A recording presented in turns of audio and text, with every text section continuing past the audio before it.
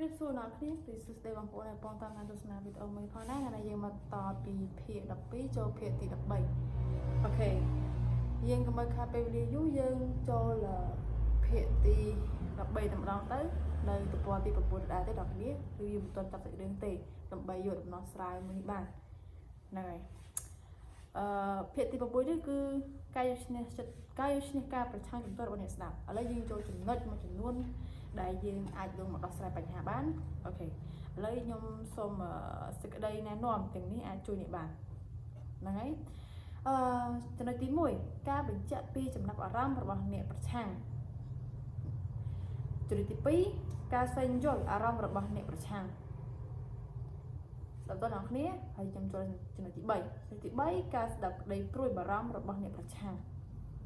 នេះគឺជាចំណុចទី3ចំណុចទី4ការត្រួតពិនិត្យភាពស៊ីចង្វាក់នៃការប្រាស្រ័យតាក់ទងខ្លឹមសារជាពាក្យសម្ដីនិងមិនមែនជាពាក្យសម្ដី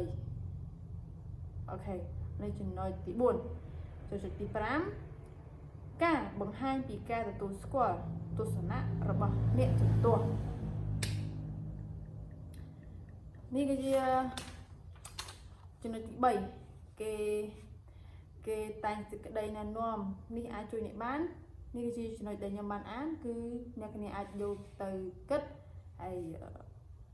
អាចយកទៅពិចារណាបានភាគទី13របស់ខ្ញុំគឺខ្លីទេអត់មានទេហើយ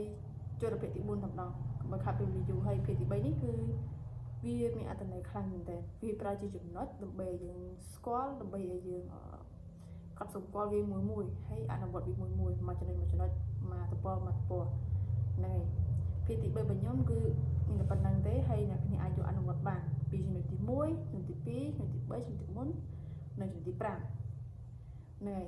អ្នកគ្នាអាចបើស្ដាប់មិនទាន់អ្នកគ្នាអាចខាទៅក្រោយបានហើយដើម្បីស្ដាប់ពីខ្ញុំនិយាយពីចំណុចទី1រហូតដល់ចំណុចទី5អញ្ចឹងវីដេអូទី13របស់ខ្ញុំគឺមានតែប៉ុណ្្នេះតើអ្នកអាចទៅមើលវីដេអូទៀតតបានអូខេបាយបាយ